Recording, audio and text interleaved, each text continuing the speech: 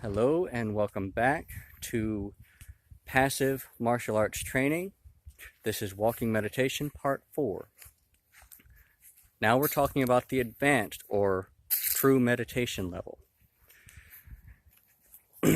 As the actions become more natural and require less attention, your expanded awareness becomes less distracted and you can move fluidly through your environment in soft focus. Remember the soft eyes that we talked about? When you're able to move around and avoid obstacles without having to look directly at them or focus on them.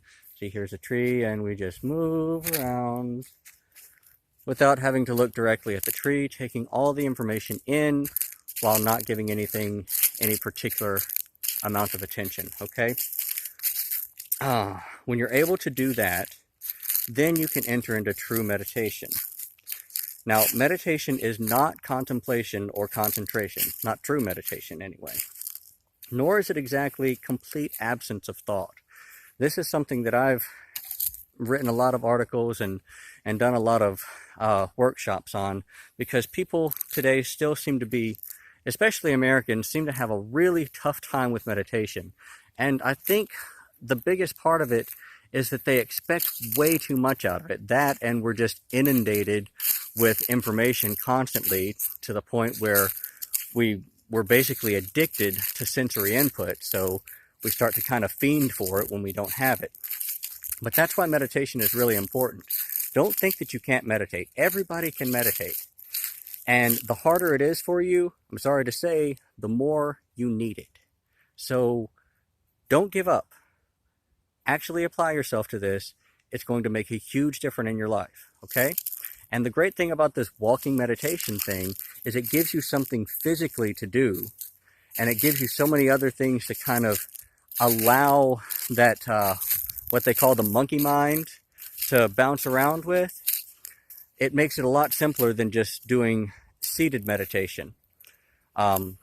So this might be easier for a lot of you than other forms of meditation would.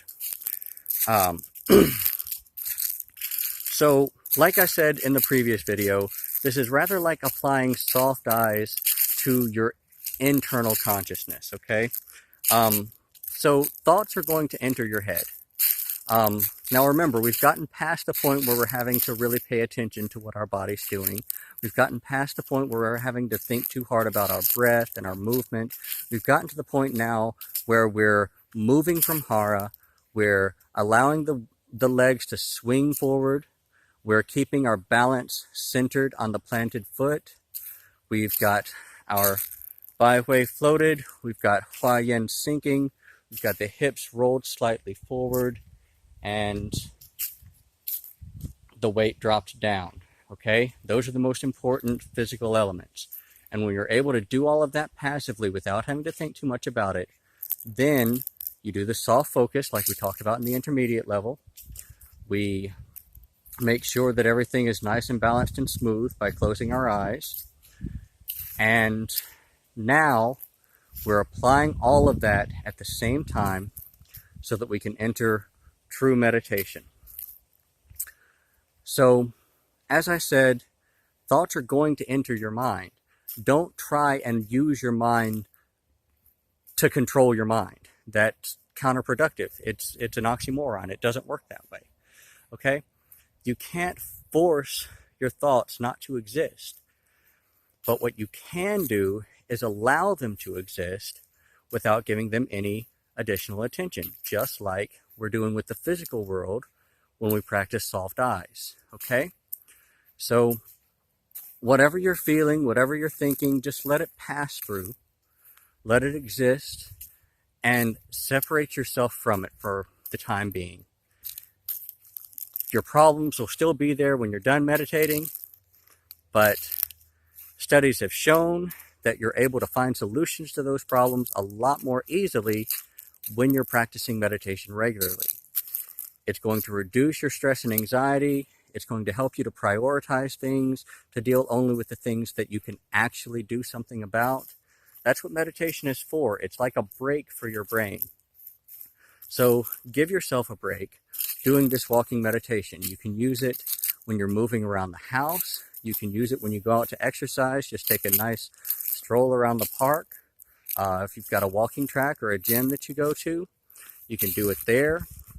And you can even do it at the office. You know, of course, when you're working, when you're doing things around the house, things demand your attention. You have to deal with kids, you have to deal with job, you have to deal with whatever. It's okay to allow yourself to focus on those things briefly and then go back into a more meditative state.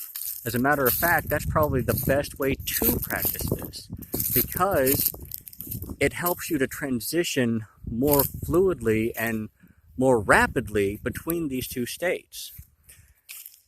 And that is what's going to really impact your martial arts skill as well, because now you're learning to do all of this physical movement without having to think about it. And you're learning to allow all the information to come into your picture without having to focus on it. And finally, you're learning how to react in the instant to whatever's happening without having to think ahead, without giving yourself a lot of stress and anxiety. And that really, I believe, is the key to the foundations of all your soft style and internal martial arts. So thank you for watching. I hope that this helps some of you. If you have any questions, please let me know.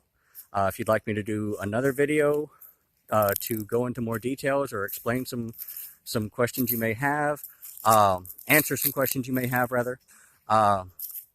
Or if you'd like to see more videos on this sort of passive skill development, I've got a few more things that I could probably discuss if you're interested. So thank you again for your patronage. Thank you for watching, and good training.